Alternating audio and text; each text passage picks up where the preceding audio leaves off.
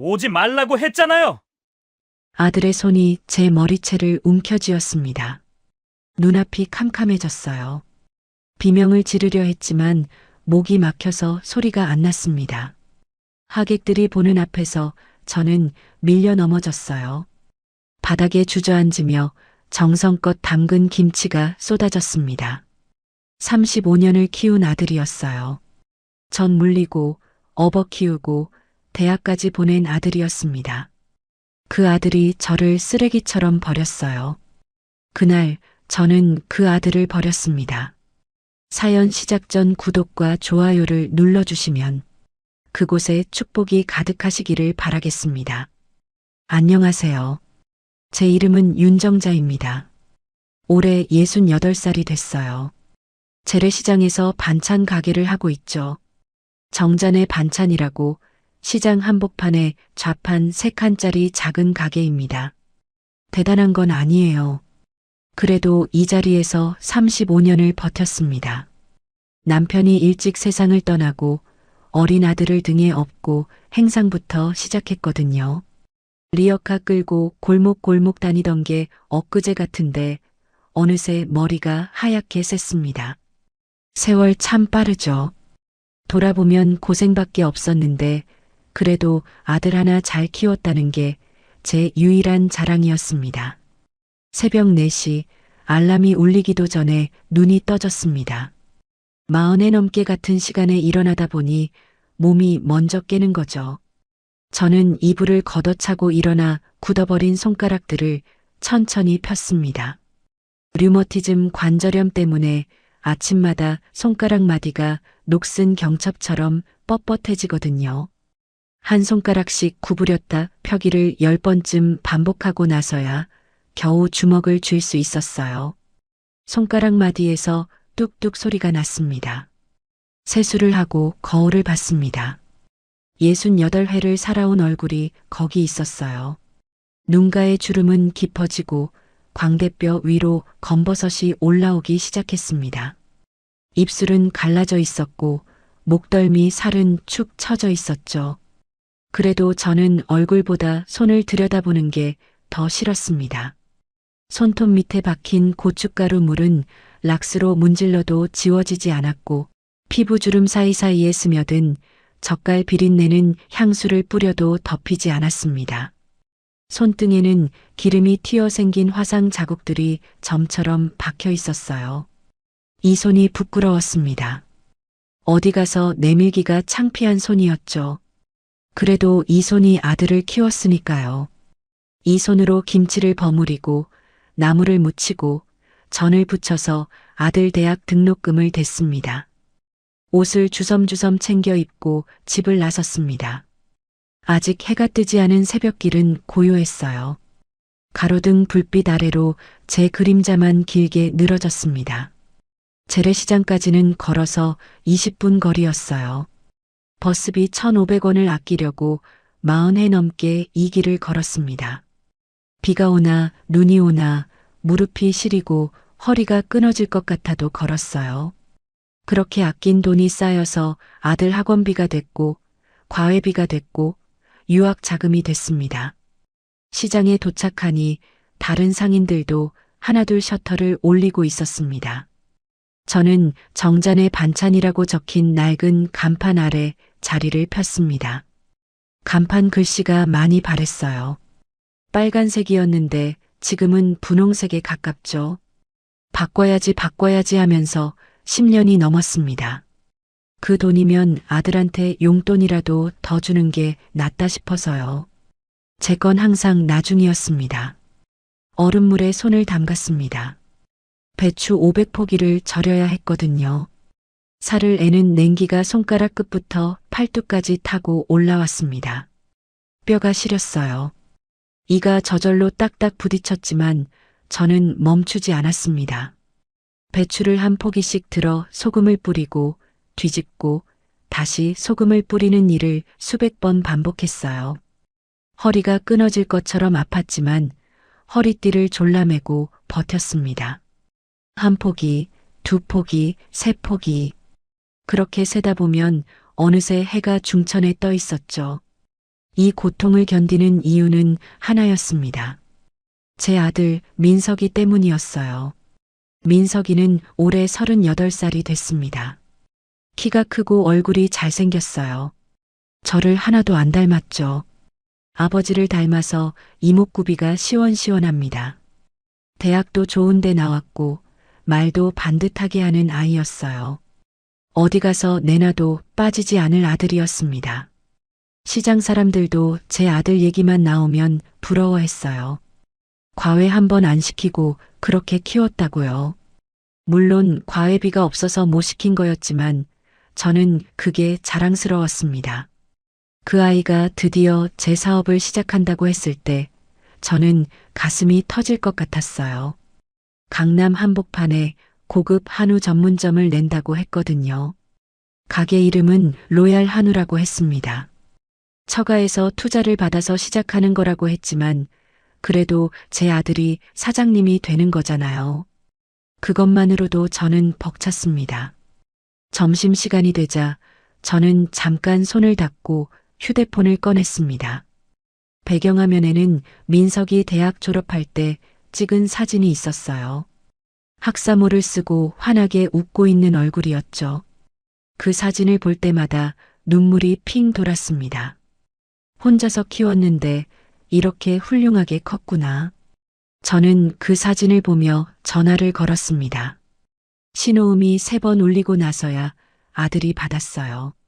뭐야, 바빠. 아들의 목소리는 짜증으로 가득했습니다. 반갑다는 말은 없었어요. 민서가 엄마야. 이번 주 토요일 개업이지? 엄마가 김치 좀 담가서 가져갈까 해서. 아, 됐어. 바쁘니까 끊어. 아니, 잠깐만. 3년 묵은지 있잖아. 선산 움막에 묻어둔 거. 그거 고깃집에 딱이거든. 느끼한 거 잡아주고. 전화기 너머로 한숨 소리가 들렸습니다. 길고 깊은 한숨이었어요. 엄마, 한 번만 더 말할게. 개업식에 오지 마. 알았지? 왜? 엄마가 가면 안 돼? 오지 말라니까. 아니, 무슨 개업식에 엄마가. 냄새 난다고. 숨이 턱 막혔습니다. 냄새라니요. 아들은 계속 말했어요. 엄마 몸에서 시장 냄새 나잖아. 젓갈 냄새, 김치 냄새. 그거 아무리 씻어도 안 빠져. 손님들 코앞에서 그 냄새 풍기면 내 체면이 뭐가 돼. 사돈 어른들도 오시는데. 전화가 뚝 끊어졌습니다. 저는 한동안 꺼진 화면을 들여다봤어요. 심장이 조여드는 것 같았습니다. 숨을 쉬기가 힘들었어요. 하지만 저는 애써 웃었습니다. 민석이가 바빠서 그런 거야. 사업 시작하면 누구나 예민해지는 법이지. 저는 그렇게 스스로를 다독였습니다. 집으로 돌아오는 길, 저는 장롱 깊숙한 곳에 숨겨둔 양말 뭉치를 꺼냈습니다. 그 안에는 꼬깃꼬깃한 5만 원권 지폐들이 있었어요. 하나하나 세어보니 2천만 원이었습니다. 40에 넘게 반찬 팔아서 한 푼, 2푼 모은 돈이었어요. 비린내와 파스 냄새가 섞인 제 피땀의 결정체였죠. 지폐마다 제 손때가 묻어 있었습니다. 이 돈으로 민석이가 더 잘되면 좋겠다는 생각뿐이었어요. 아들이 오지 말라고 했지만 그래도 어미가 안 가면 쓰나요. 개업 떡값은 줘야 마음이 편하니까요. 빈손으로 갈 수는 없잖아요. 개업식 당일 아침, 저는 동네 미용실에 갔습니다. 파마를 하고 염색도 했어요. 거울에 비친 제 모습이 낯설었습니다. 그래도 어디 가서 창피는 안 당하겠구나 싶었죠. 하지만 머리에서 파마약 냄새가 나는 동안에도 제 몸에서는 김치 냄새가 났습니다. 저는 자꾸 킁킁거리며 냄새를 확인했어요. 미용사 아가씨가 이상하게 쳐다봤지만 신경 쓸 겨를이 없었습니다. 은행에 가서 2천만 원을 새 돈으로 바꿨습니다. 창구 직원이 신권 뭉치를 건네줄 때 저는 가슴이 뿌듯했어요. 흰 봉투에 돈을 넣고 정성껏 글씨를 썼습니다. 축개업 대박 나거라. 엄마가 맞춤법이 틀릴까봐 썼다 지웠다를 3번이나 반복했어요. 그러고 나서 시외버스를 타고 시골 야산으로 향했습니다. 남편이 남긴 선산 움막에는 제가 30년 넘게 김치를 묻어둔 장독대가 수백 개 있었거든요. 그 중에서도 3년 묵은지를 꺼내려고 했습니다. 느끼한 소고기집에는 시원하고 깊은 맛이 나는 묵은지가 최고거든요. 민석이 입맛을 누구보다 잘 아는 건 저였으니까요. 움막에 도착해서 땅을 팠습니다. 손톱 밑에 흙이 들어갔지만 개의치 않았어요. 항아리 뚜껑을 열자 깊고 시큼한 발효의 향기가 올라왔습니다. 코끝이 찡해지는 냄새였어요. 이게 민석이가 좋아하던 맛이었습니다. 이게 진짜 보약이지. 저는 혼잣말을 했습니다. 묵은지를 퍼서 비닐로 겹겹이 싸고 테이프로 감고 다시 고운 보자기로 감쌌어요. 국물이 한 방울도 새지 않게요. 저는 그 보자기를 가슴에 품고 다시 서울로 향하는 버스에 올랐습니다. 버스 안은 에어컨 바람이 차가웠습니다. 저는 창가에 바짝 붙어 앉았어요. 보자기에서 냄새가 날까봐 무릎 위에 꼭 끌어안고 몸을 웅크렸습니다. 그때 옆자리에 앉은 젊은 여자가 코를 찡긋하더니 인상을 쓰며 자리를 옮기는 게 보였어요. 저는 얼굴이 화끈거렸습니다. 창밖만 바라보며 서울까지 가는 2시간 동안 한 번도 움직이지 않았어요. 강남에 도착하니 세상이 달랐습니다. 휘황찬란한 유리 건물들이 하늘 높이 솟아 있었고 길거리에는 외제차들이 줄지어 달렸어요. 명품 가방을 든 젊은 여자들이 높은 구두를 신고 지나갔습니다. 저는 유리창에 비친 제 모습을 봤습니다. 20년 된 촌스러운 정장에 낡은 보자기를 든 할머니가 거기 있었어요. 저도 모르게 어깨가 움츠러들었습니다. 내가 설 곳이 아니라는 생각이 들었어요. 발걸음이 무거워졌습니다. 민석이 가게 앞에 도착했을 때 저는 숨이 막혔습니다. 화려한 화환들이 입구를 가득 채우고 있었고 발레 파킹을 위해 줄지어 선 검은색 외제차들이 눈부셨어요. 유리문 너머로 샹들리에 불빛이 반짝였고 정장을 빼입은 사람들이 웃으며 술잔을 부딪히는 모습이 보였습니다. 저는 한참을 서성였습니다. 들어가야 하나 말아야 하나. 유리창 너머로 민석이가 보였어요. 검은색 고급 양복을 입고 환하게 웃으며 손님들과 악수를 나누고 있었습니다. 그 모습이 너무 멀게 느껴졌어요. 마치 다른 세상 사람 같았습니다. 저 사람이 내가 등에 업고 다니던 그 아이가 맞나 싶었어요. 가슴이 두근거렸습니다. 설렘인지 두려움인지 구분이 안 됐어요. 손에 든 보자기가 갑자기 무겁게 느껴졌습니다. 품속에 돈봉투도요. 그래도 왔으니 가야죠. 여기까지 와서 그냥 돌아갈 수는 없잖아요. 저는 숨을 크게 들이쉬고 떨리는 다리로 정문을 향해 걸어갔습니다. 정문 앞에 서자마자 덩치 큰 남자가 앞을 막아섰습니다. 검은 정장에 이어폰을 끼고 있었어요. 경호원인 것 같았습니다. 어르신, 죄송한데요. 오늘 프라이빗 행사라서 일반 손님은 안 됩니다. 저는 당황해서 보자기를 꼭 움켜쥐었습니다. 아니, 저는 여기 사장 어머니예요. 최민석이 엄마. 남자는 저를 위아래로 훑어봤습니다. 낡은 정장, 손때 묻은 보자기, 구겨진 구두. 그의 눈에 의심이 가득했어요. 믿지 않는 게 분명했습니다. 죄송합니다만 명단에 없으시면 확인이 필요합니다. 잠시만요.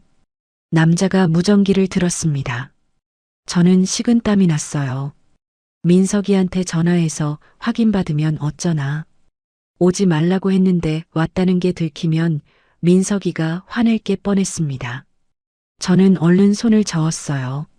아, 아니에요. 됐어요. 제가 알아서 할게요. 저는 정문에서 물러났습니다. 심장이 쿵쾅거렸어요. 어떡하지? 여기까지 왔는데 그냥 돌아갈 수는 없잖아요. 저는 건물 옆으로 돌아갔습니다. 혹시 다른 문이 있나 살펴봤어요. 골목 끝에 철문이 하나 보였습니다. 식자재 들어오는 뒷문인 것 같았어요. 마침 배달 트럭이 짐을 내리고 있어서 문이 열려 있었습니다. 저는 고개를 숙이고 재빨리 그 틈으로 들어갔습니다.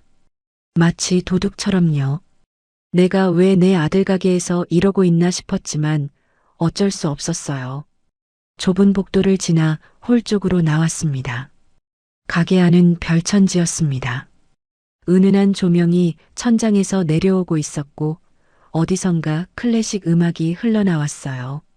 와인잔 부딪히는 소리, 웃음소리가 섞여 들렸습니다.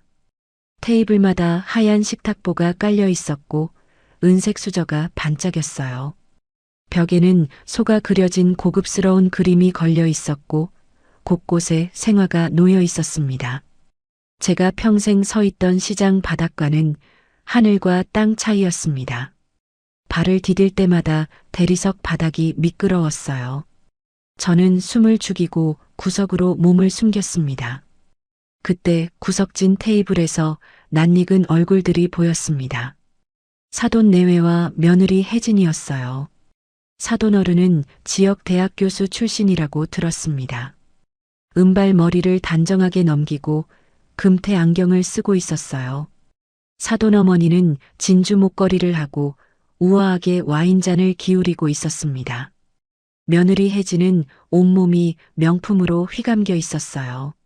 손에 든 핸드백만 해도 제가 1년 벌어야 살 수 있을 것 같았습니다. 저는 반가움보다 두려움이 앞섰습니다. 내가 나서면 민석이 체면 깎이겠구나. 저는 기둥 뒤에 몸을 숨기고 카운터에 돈봉투만 살짝 두고 나가기로 했어요. 아무도 모르게. 그게 최선이었습니다.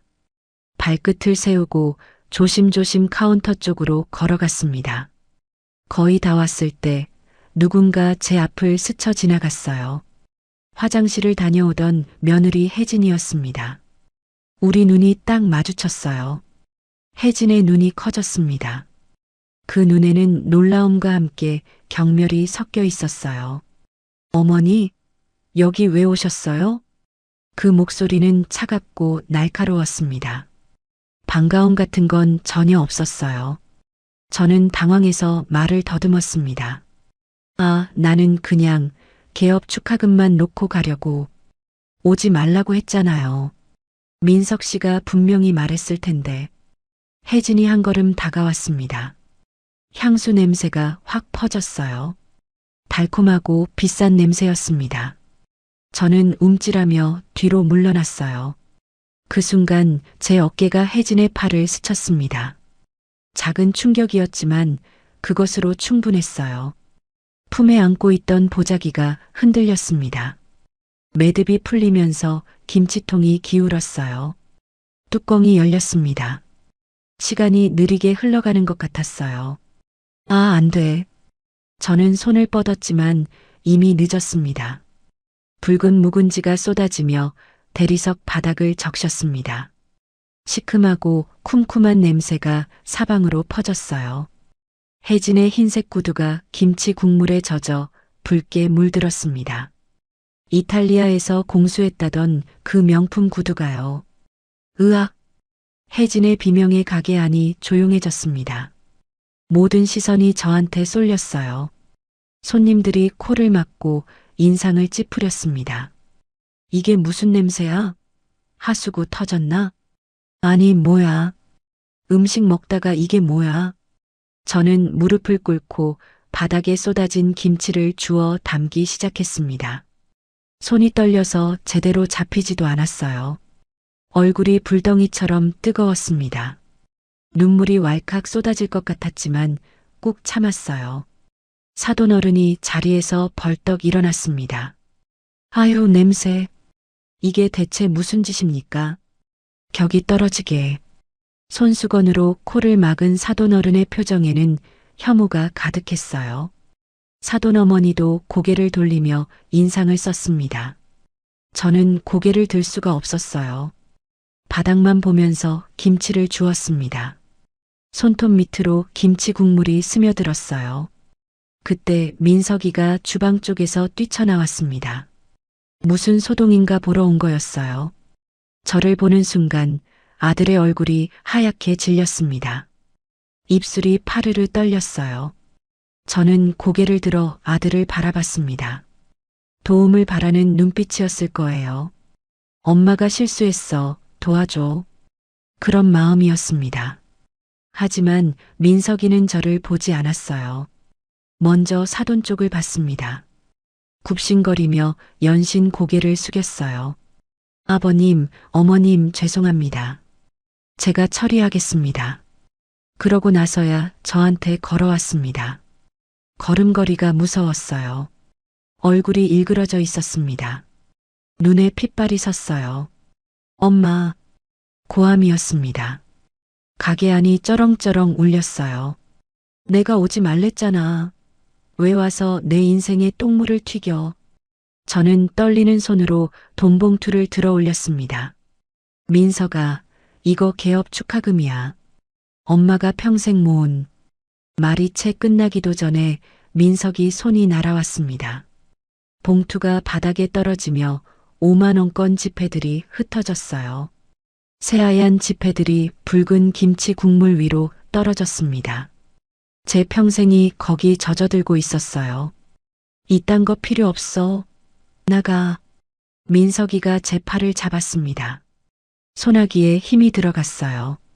뼈가 으스러지는 것 같았습니다. 민서가, 내가 치우고 갈게. 나라. 닥쳐. 저는 팔을 빼려고 버둥거렸습니다. 그 순간 민석이 손이 제 머리로 올라왔어요. 머리채가 잡혔습니다. 두피가 찢어지는 것 같은 통증이 느껴졌습니다. 머리카락이 뿌리째 뽑히는 것 같았어요. 하지만 그것보다 더 아픈 건 따로 있었어요. 아들의 손이 제 머리카락을 움켜쥐고 있다는 사실이요. 내가 밤새 젖을 물리고 등에 업고 밥 먹이고 대학까지 보낸 그 아이가 지금 제 머리채를 잡고 있었습니다. 저는 비명도 지르지 못했어요. 입이 열리지 않았습니다. 숨도 쉬어지지 않았어요. 세상이 빙글빙글 돌았습니다. 민석이가 저를 끌고 갔습니다. 매끈한 대리석 바닥 위로 제 무릎이 쓸렸어요. 손님들 사이를 지나 유리문을 지나 밖으로 나왔습니다. 아무도 말리지 않았어요. 다들 구경만 하고 있었습니다. 거친 아스팔트 바닥에 내동댕이 쳐졌습니다. 무릎이 까지고 피가 났습니다. 손바닥에도 자갈이 박혔어요.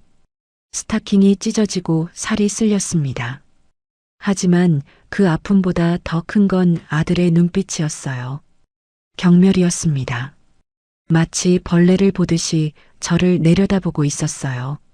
제가 낳은 아들이, 제가 키운 아들이 저를 그렇게 보고 있었습니다. 다시는 내 앞에 나타나지 마. 아들의 목소리는 얼음장처럼 차가웠습니다. 역겨워. 그 냄새 때문에 숨을 못 쉬겠어. 유리문이 쾅 닫혔습니다. 저는 아스팔트 바닥에 주저앉은 채 닫힌 문을 바라봤어요. 문 너머로 민석이가 보였습니다. 사돈 어른께 연신 고개를 숙이며 사과하고 있었어요. 직원이 달려와 바닥에 소독제를 뿌리는 것도 보였습니다. 마치 전염병이라도 퍼진 것처럼요. 제가 있던 자리를 소독하고 있었어요. 지나가는 사람들이 저를 쳐다봤습니다. 수군거리는 소리가 들렸어요. 스마트폰을 꺼내 사진을 찍는 사람도 있었습니다. 저는 움직일 수가 없었어요. 다리에 힘이 풀려서 일어날 수가 없었습니다. 유리창 너머로 바닥에 흩어진 돈이 보였습니다. 제 평생을 모은 2천만 원이 김치 국물에 젖어 있었어요. 아무도 줍지 않았습니다. 쓰레기처럼 버려져 있었어요. 한참이 지나서야 겨우 일어났습니다. 다리가 후들거려서 몇 번이고 휘청거렸어요. 누군가 팔을 잡아줬지만 뿌리쳤습니다. 어디로 가는지도 모르면서 그냥 걸었어요. 머릿속에는 아무 생각도 없었습니다. 귀에는 이명이 울렸고 세상의 모든 소리가 멀어졌어요. 버스에 타고 집에 돌아오는 동안 저는 한마디도 하지 않았습니다. 눈물도 나지 않았어요. 그냥 텅 빈 것 같았습니다. 마치 속이 다 빠져나간 허수아비처럼요. 창밖을 보지도 않았어요. 아무것도 보이지 않았습니다. 집에 도착해서 현관문을 닫자마자 다리가 풀렸습니다. 신발도 벗지 못한 채 바닥에 주저앉았어요. 그제야 눈물이 흘렀습니다.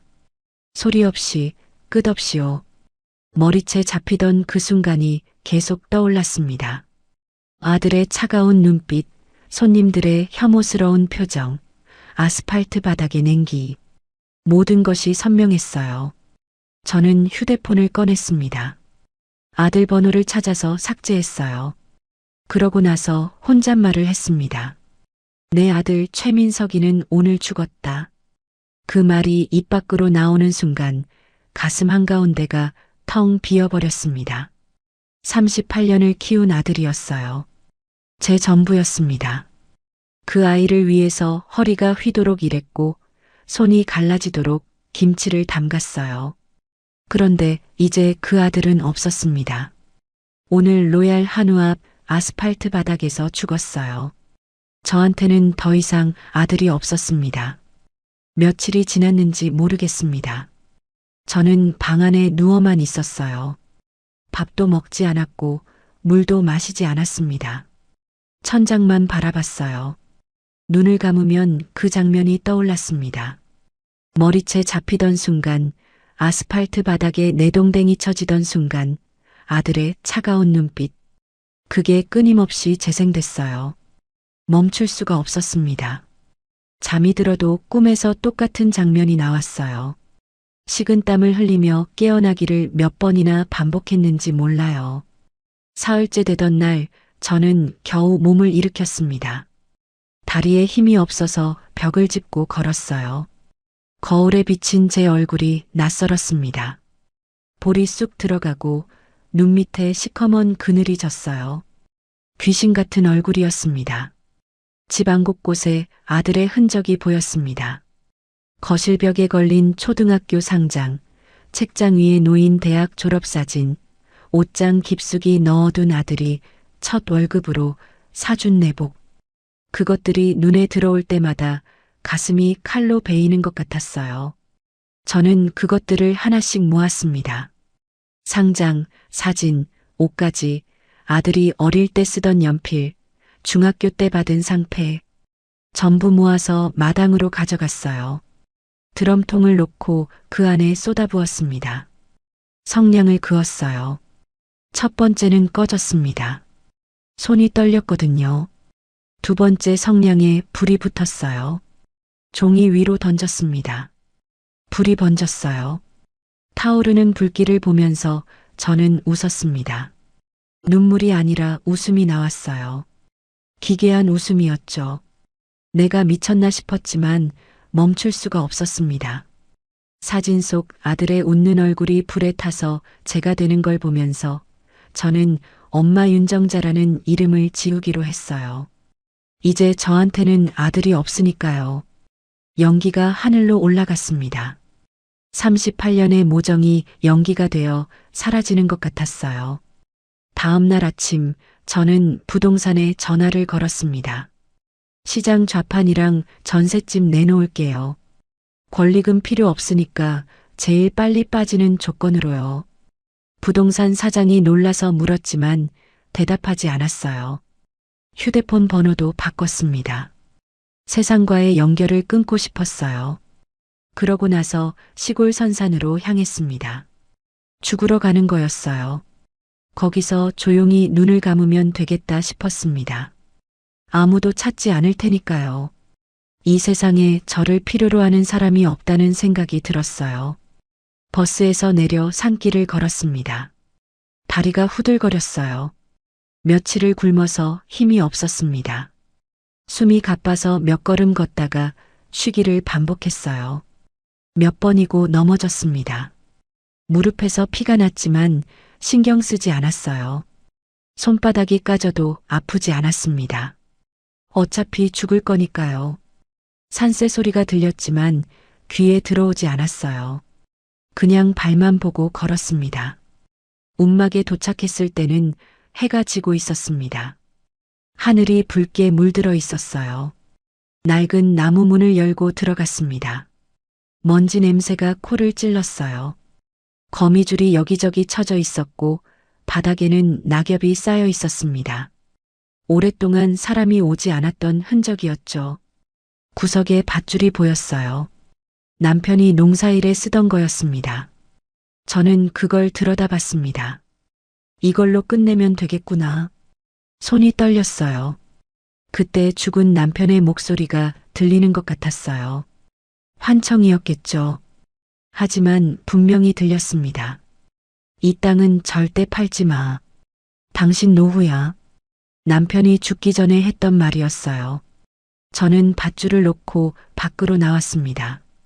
해가 거의 다 져서 하늘이 어두워지고 있었어요. 움막 주변에 수백 개의 장독대가 땅에 묻혀 있었습니다. 달빛 아래 항아리 뚜껑들이 희미하게 빛났어요. 30년 넘게 제가 김치를 담가서 묻어둔 것들이었죠. 어떤 건 1년, 어떤 건 3년, 어떤 건 5년이 넘었습니다. 혼자서 이걸 다 했구나 싶었어요. 무심코 가장 가까운 항아리 뚜껑을 열었어요. 깊고 시큼한 냄새가 올라왔습니다. 발효된 묵은지의 향기였어요. 저는 멍하니 그 냄새를 맡았습니다. 나도 이렇게 속이 썩어가는데 너는 썩어서 향기가 되는구나. 혼잣말이 나왔어요.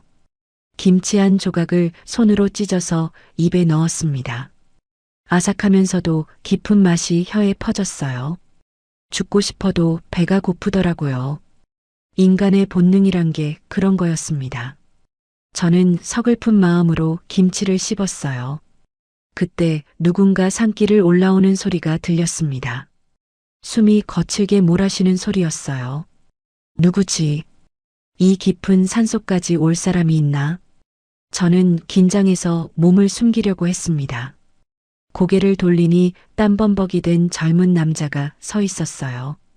시장에서 단골이던 김 실장이었습니다. 대형마트 식품 담당이라고 했던 사람이죠. 정장 바지가 흑투성이었고 구두는 진흙에 절어 있었어요. 어머니, 여기 계셨구나. 얼마나 찾았는지 몰라요. 김 실장이 헐떡거리며 다가왔습니다. 저는 당황해서 물러섰어요. 어떻게 여길 알고? 시장 사람들한테 수소문했어요. 선산이 여기라고 하더라고요. 연락이 안 돼서 얼마나 걱정했는지. 김 실장이 제 얼굴을 보더니 표정이 굳어졌습니다. 며칠을 굶은 초췌한 얼굴이 보였겠죠. 어머니, 무슨 일 있으셨어요? 왜 이렇게... 저는 대답하지 않았습니다. 그냥 항아리 앞에 주저앉았어요. 김 실장도 옆에 앉았습니다. 한참을 침묵이 흘렀어요. 아들은 죽었어요. 제가 먼저 입을 열었습니다. 담담한 목소리였어요. 나는 이제 혼자예요. 김 실장이 아무 말도 하지 않았습니다. 그냥 제 옆에 앉아 있었어요. 그 침묵이 고마웠습니다. 위로의 말 같은 건 필요 없었거든요. 한참 뒤에 김 실장이 주변을 둘러봤습니다. 수백 개의 장독대를 보더니 눈이 커졌어요. 어머니, 이게 다 뭐예요? 김치요. 30년 넘게 담가서 묻어둔 거. 김 실장이 벌떡 일어나서 여기저기 항아리 뚜껑을 열어봤습니다. 1년 된 것, 3년 된 것, 5년 된 것. 하나씩 맛을 보더니 경악하는 표정을 지었어요. 어머니, 이거 돈으로 환산 못할 보물이에요. 요즘 이런 전통 방식으로 숙성시킨 김치가 없어요. 다 공장에서 찍어내는 것뿐이라고요. 저는 힘없이 웃었습니다. 보물이요? 그냥 김치인데. 아들놈은 이 냄새가 역겹다고 했어요. 그 아들이 틀린 거예요. 아니에요. 요즘 세상이 어떻게 돌아가는지 아세요? 한국 음식이 전 세계적으로 인기예요. 특히 이렇게 전통 방식으로 오래 숙성시킨 묵은지는 프리미엄 시장에서 엄청난 가치가 있다고요. 백화점에서 이런 김치 찾는 사람들이 얼마나 많은데요. 김 실장이 흥분해서 말했습니다. 저는 잘 모르겠다는 표정으로 고개를 저었어요. 김 실장이 차 트렁크에서 햇반을 가져왔습니다. 움막 안에서 버너로 데워서 밥 위에 묵은지를 얹어줬어요. 김이 모락모락 올라왔습니다. 저는 허겁지겁 먹었어요. 며칠 만에 먹는 밥이었습니다. 뜨거운 밥알이 목구멍으로 넘어갈 때마다 살아있다는 게 느껴졌어요. 눈물이 났습니다. 배가 고파서인지 서러워서인지 아니면 이렇게라도 밥을 챙겨주는 사람이 있어서인지 모르겠더라고요. 밥 한 공기를 다 비우고 나니 조금 정신이 돌아왔습니다. 어머니, 저랑 이거 세상에 내놓읍시다. 김 실장이 진지한 목소리로 말했습니다. 아들이 우러러보게 성공해야죠. 복수는 성공이 최고예요. 복수? 성공? 그 단어들이 귀에 꽂혔습니다. 죽어있던 제 눈에 뭔가가 스쳤어요. 분노였는지 오기였는지 모르겠습니다. 하지만 분명히 뭔가가 움직였어요. 복수요? 네. 어머니를 버린 그 아들이 후회하게 만드는 거예요. 어머니가 성공해서 뉴스에 나오고 부자가 되고 세상이 알아주면 그때 그 아들이 얼마나 후회하겠어요. 저는 한참을 생각했습니다. 죽으려고 왔는데 이 사람은 저한테 살라고 하고 있었어요. 그것도 복수하면서 살라고요. 아들 얼굴이 떠올랐습니다. 나를 벌레 보듯 내려다보던 그 눈빛이요. 그 순간 가슴속에서 뭔가가 꿈틀거렸어요. 분노였습니다. 죽기 전에 한번 해보고 싶다는 생각이 들었어요. 그놈이 땅을 치며 후회하는 꼴을 보고 싶었습니다. 며칠 뒤 저는 서울로 돌아가지 않고 움막에 남기로 했습니다. 시장 좌판 판 돈이 3천만 원쯤 됐어요. 35년 동안 일군 가게였지만 권리금을 포기하고 헐값에 넘겼습니다. 전세금 뺀 돈까지 합치면 5천만 원이 조금 넘었어요. 저는 그 돈을 김 실장에게 건넸습니다. 이게 내 전 재산이야. 이걸로 시작해보자.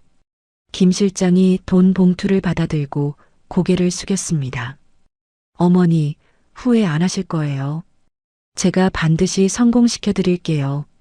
믿어주세요. 저는 고개를 끄덕였어요. 믿는다기보다는 이제 잃을 게 없다는 생각이었습니다. 아들도 잃었고 가게도 팔았고 집도 빼줬어요. 남은 건 이 몸뚱이와 수백 개의 장독대뿐이었습니다. 다음 날 새벽 저는 산의 냉기를 맞으며 다시 배추를 절이기 시작했습니다. 새벽 4시에 눈이 떠졌어요. 예전 습관이 몸에 배어 있었던 거죠. 예전과 똑같은 일이었지만 마음가짐은 완전히 달랐어요. 예전에는 아들 뒷바라지를 위해서 했던 일이었죠. 새벽잠을 설치고 허리가 끊어져도 참았던 건 다 아들 때문이었습니다.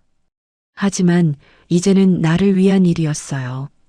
복수를 위한 일이었습니다. 얼음물에 손을 담글 때마다 머리채 잡히던 순간이 떠올랐습니다. 그 기억이 저를 움직이게 했어요. 분노가 힘이 됐습니다. 저는 이를 악물고 배추를 절였어요. 한 포기, 두 포기, 세 포기. 복수의 씨앗을 심는 기분이었습니다. 손이 시려서 감각이 없어졌지만 멈추지 않았어요. 이 고통이 언젠가 그놈에게 돌아갈 거라고 생각하니 견딜만 했습니다. 복수의 맛은 묵은지처럼 오래 숙성시켜야 제맛이 나는 법이니까요. 김 실장이 처음 가져온 소식은 좋지 않았습니다. 어머니, 백화점 바이어들이 다 거절했어요. 움막 마루에 앉아 그 말을 들었을 때 저는 멍해졌어요. 일주일 동안 김 실장이 서울 곳곳을 뛰어다녔거든요. 롯데, 현대, 신세계. 이름만 들어도 아는 백화점들이었죠. 하지만 결과는 전부 거절이었습니다. 왜요? 맛을 봤는데도 맛은 인정했어요. 다들 놀라더라고요. 이런 깊은 맛은 처음이라고. 근데 문제는 다른 거예요. 김 실장이 한숨을 쉬며 말했습니다. 어깨가 축 처져 있었어요. 위생시설 인증이 없대요. 해썹이라고 식품안전관리 인증 말이에요. 그게 없으면 백화점에 입점을 못한대요. 그리고 생산시설도 문제래요. 움막에서 담근 김치를 어떻게 팔겠냐고. 바이어가 콧방귀를 뀌더래요. 저는 고개를 떨궜습니다. 세상이 이렇게 바뀐 줄 몰랐어요. 예전에는 시장에서 좌판 깔고 팔면 그만이었거든요. 맛만 좋으면 손님이 알아서 왔습니다. 입소문이 최고의 마케팅이었죠. 하지만 지금은 그게 아니었어요. 서류가 필요하고 인증이 필요하고 시설이 필요했습니다. 맛보다 종이가 더 중요한 세상이 됐더라고요. 그럼 어떡해요? 인증 받으려면 돈이 얼마나 들어요? 시설 갖추고 인증 받으려면 최소 2억은 들어요. 2억. 제가 가진 5천만 원으로는 턱도 없는 금액이었습니다. 저는 하늘이 무너지는 것 같았어요.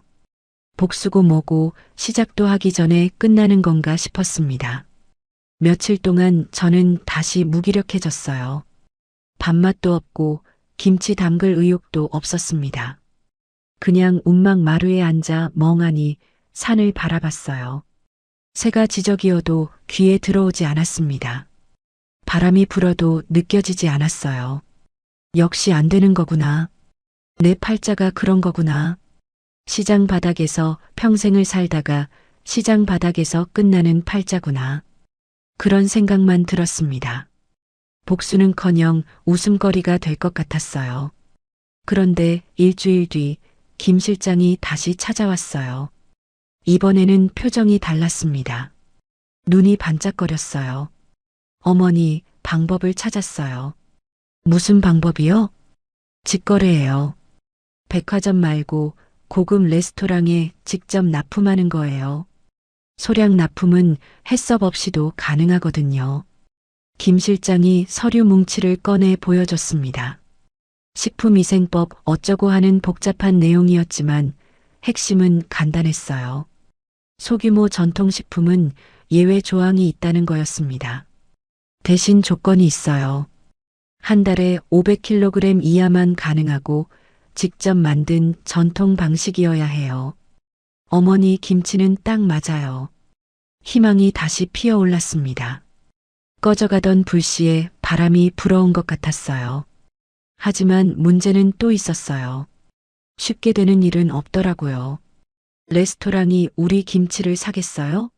이름도 없는 할머니 김치를. 아무도 모르는데. 그래서 제가 한 군데 섭외했어요. 내일 셰프가 직접 오신대요. 다음 날 오후 낯선 남자가 산길을 올라왔습니다. 40대쯤 돼 보이는 남자였어요. 검은 앞치마를 두르고 있었는데 요리사 복장인 것 같았습니다. 등산화를 신고 왔는데도 숨이 가빴어요. 도시 사람이 산길을 오르기가 쉽지 않았겠죠. 김 실장이 소개했어요. 어머니, 이분이 청담동 한식당 총괄 셰프 박준호 씨예요. 미슐랭 별 받은 식당이에요. 미슐랭이 뭔지는 잘 몰랐지만 대단한 곳인 것 같았어요. 김 실장 표정이 밝았거든요. 저는 어색하게 인사했습니다. 손에 묻은 고춧가루가 부끄러워서 등 뒤로 손을 감췄어요. 어서 오세요. 여기까지 오시느라 고생했어요. 뭘 대접해야 할지. 박 셰프가 고개를 숙여 인사하더니 바로 본론으로 들어갔어요.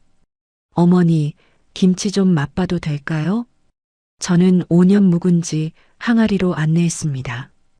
땅을 파서 뚜껑을 열자 깊은 발효향이 퍼졌어요. 박 셰프가 눈을 감고 냄새를 맡았습니다. 코끝이 움직였어요. 한참을 그러더니 젓가락을 들어 한 점을 집었어요. 입에 넣고 천천히 씹었습니다. 눈을 감은 채로 씹고 또 씹었어요.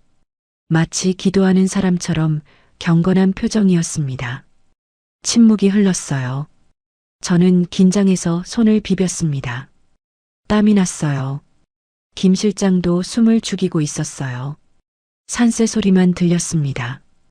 박 셰프가 눈을 떴습니다. 표정이 굳어 있었어요. 저는 가슴이 철렁했습니다.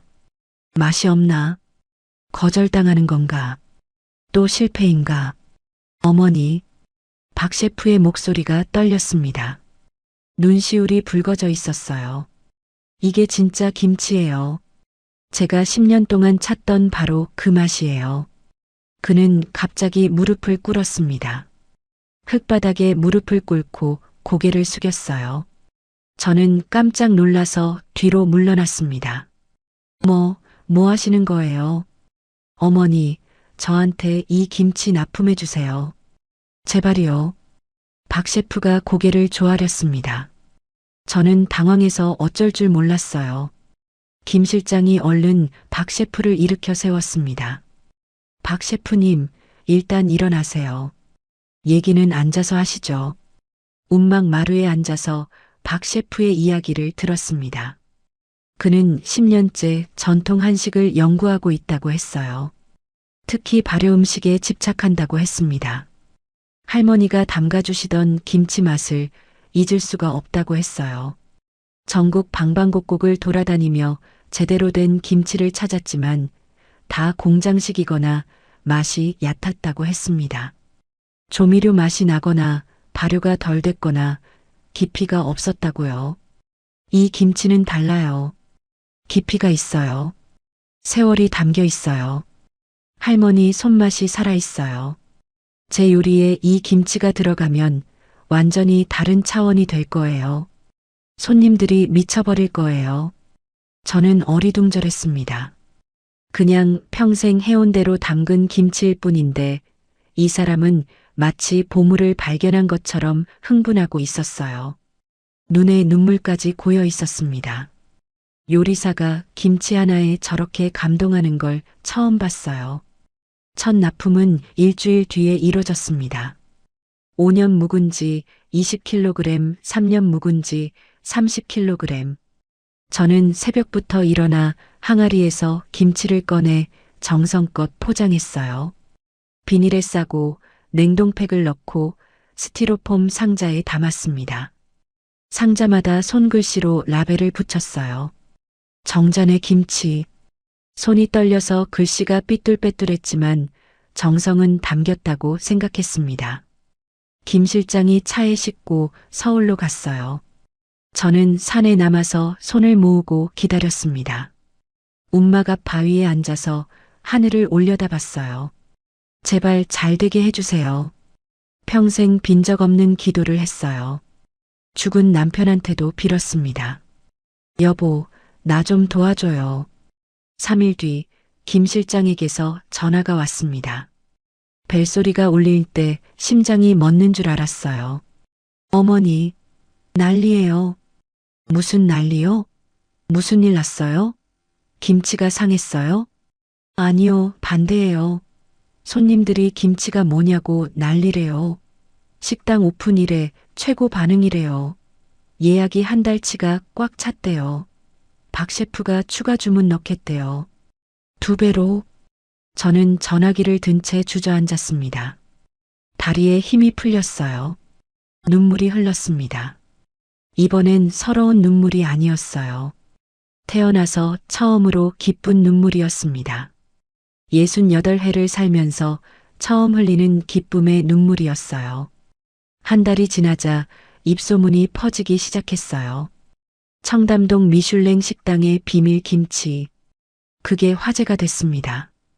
인터넷에 글이 올라왔다고 김 실장이 보여줬어요. 스마트폰 화면에 사진과 글이 가득했습니다. 이 김치 맛 뭐지? 지금까지 먹은 김치 중 최고. 어디서 파는 건지 알고 싶다.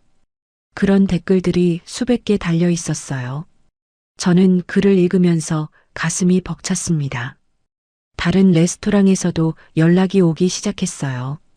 김 실장의 전화기가 쉴 틈 없이 울렸습니다. 호텔, 레스토랑, 프렌치 퓨전 식당, 고급 스테이크 하우스. 이름만 들어도 아는 곳들이었어요.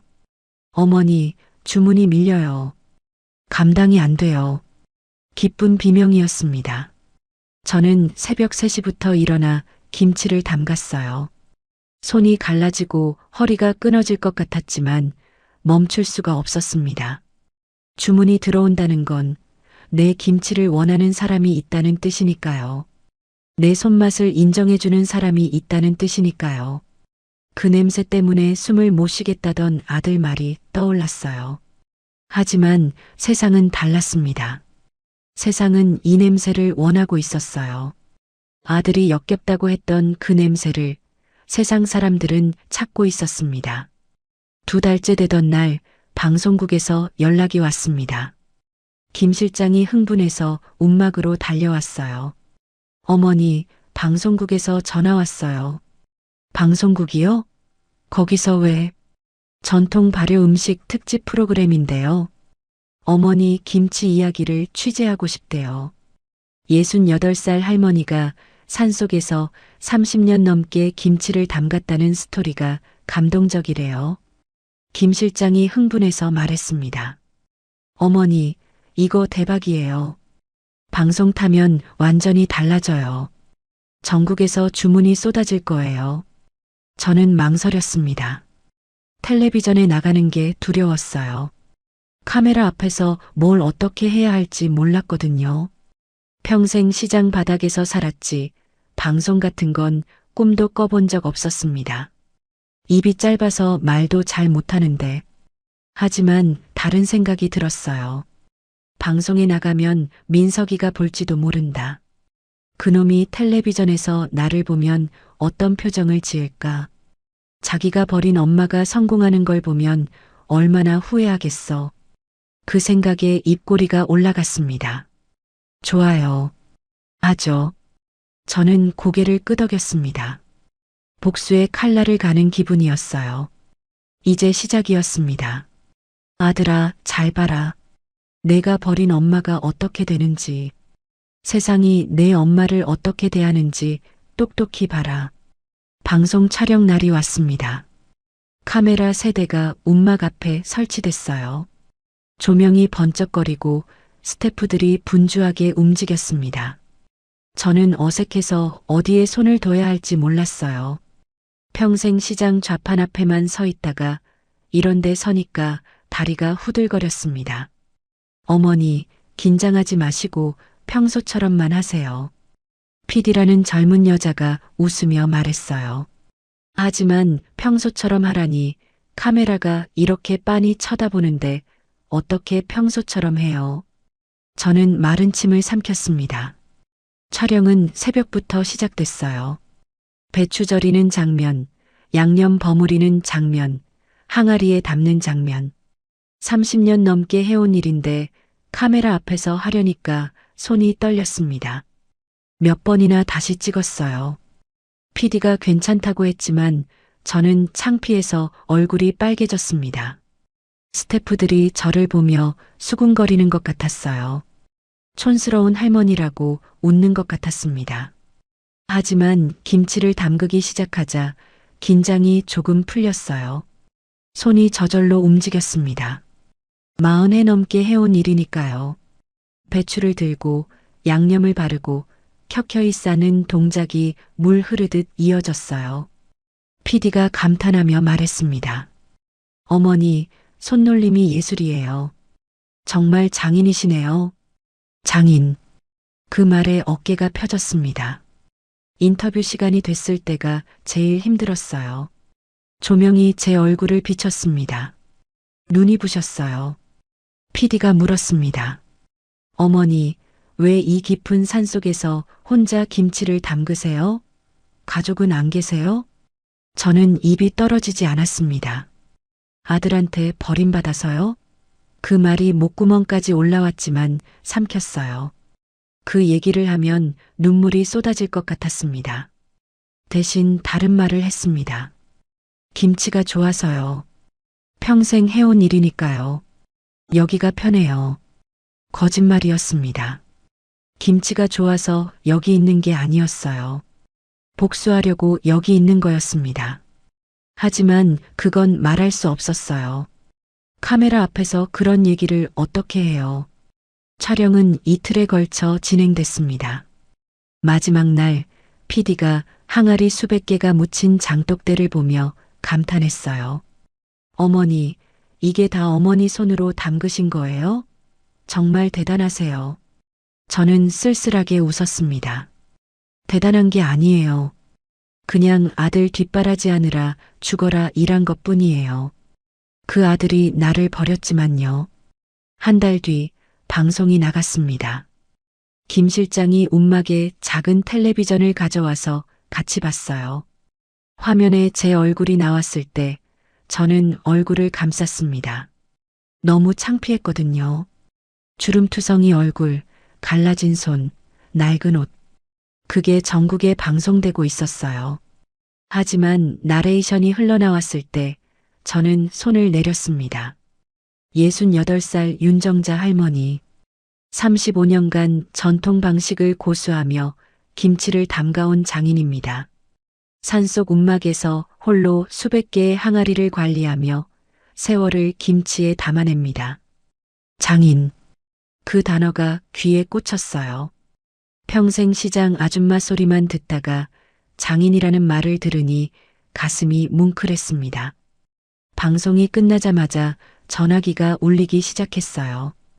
김 실장 전화기가 쉴 틈 없이 울렸습니다. 주문 문의, 취재 요청, 협업 제안. 정신이 없었어요.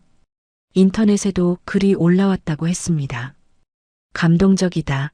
진짜 장인이다. 저런 분이 계셔서 전통이 이어지는 거다. 그런 댓글들이 수천 개 달렸다고 했어요. 어머니, 대박 났어요. 주문이 폭주해요. 실시간 검색어에도 올랐대요. 김 실장이 소리쳤습니다. 저는 얼떨떨했어요. 이게 정말 나한테 일어나는 일인가 싶었습니다. 평생 이름 석자 알려본 적 없는 시장 아줌마가 전국에 이름을 알리다니요. 꿈만 같았어요. 일주일 뒤 더 큰 소식이 왔어요. 대기업 식품회사에서 연락이 온 거였습니다. 김 실장이 서류를 들고 흥분해서 뛰어왔어요. 어머니, 대기업에서 정식 제안이 왔어요. 대기업이요? 무슨 대기업? 전국구 식품회사예요. 정잔의 김치를 우리 브랜드로 전국 유통하고 싶다고요. 마트, 백화점, 온라인 쇼핑몰 전부요. 계약금으로 5억을 제시합니다. 5억. 귀를 의심했어요. 평생 모아도 그런 돈 구경 못했는데 계약금이 5억이라니요. 숫자가 너무 커서 실감이 안 났습니다. 김 실장이 흥분해서 제 손을 잡았습니다. 어머니, 해냈어요. 이제 정말 부자 되는 거예요. 전국에 어머니 김치가 깔리는 거예요. 저는 기뻤습니다. 가슴이 벅찼어요. 하지만 동시에 이상한 기분이 들었어요. 이렇게 쉽게 되는 게 맞나? 하늘에서 뚝 떨어지는 행운이 있나? 뭔가 불안했습니다. 좋은 일 뒤에는 나쁜 일이 따라온다고 했거든요. 그 불안은 현실이 됐어요. 며칠 뒤 김 실장이 창백한 얼굴로 움막에 왔습니다. 손에 서류 봉투를 들고 있었어요. 어머니, 큰일 났어요. 무슨 일이에요? 김 실장이 서류를 꺼내 보여줬습니다. 내용 증명이라고 적혀 있었어요. 어머니 아드님이 소송을 걸었어요. 숨이 멎는 것 같았습니다. 아들, 민석이가? 저는 서류를 받아들었어요. 손이 떨려서 글씨가 제대로 안 읽혔습니다. 한자가 섞인 법률 용어들이 눈에 들어왔지만 무슨 뜻인지 하나도 몰랐어요. 뭐라고 쓰여 있어요? 무슨 소리예요? 선산 토지 소유권 분쟁이에요. 아드님이 그 땅이 상속 재산이라고 주장하고 있어요. 어머니가 독점하고 있다고요. 자기도 상속 지분이 있으니 토지 사용을 금지해달라고 가처분 신청까지 넣었대요. 머리가 하얘졌습니다. 그 땅은 남편이 저한테 남긴 땅이었어요. 유언장도 있었습니다. 당신 노후에 쓰라고 절대 팔지 말라고 했던 땅이었어요. 하지만 민석이가 그걸 분쟁으로 끌고 간 거였습니다. 아버지 유언도 무시하고요. 소송이 진행되는 동안 토지 사용이 금지될 수 있대요. 그러면 김치 생산을 못해요. 대기업 계약도 날아가요. 눈앞이 캄캄해졌습니다. 그놈이 방송을 본 거였어요. 자기가 버린 엄마가 성공하는 꼴을 못 본 거였습니다. 복수를 하려던 건 저였는데 오히려 그놈이 저한테 복수를 하고 있었어요. 내가 뭘 가지면 뺏으려고 하고 내가 일어서려고 하면 발목을 잡고 그게 그놈이었습니다. 저는 서류를 바닥에 내동댕이 쳤습니다. 종이가 바닥에 흩어졌어요. 분노가 치밀어 올랐습니다. 이를 악물었어요. 주먹을 꽉 쥐었습니다. 손톱이 손바닥을 파고들었지만 아프지 않았어요. 가슴 속에서 불길이 타올랐습니다. 그놈이 감히. 목소리가 떨렸습니다. 이가 딱딱 부딪혔어요.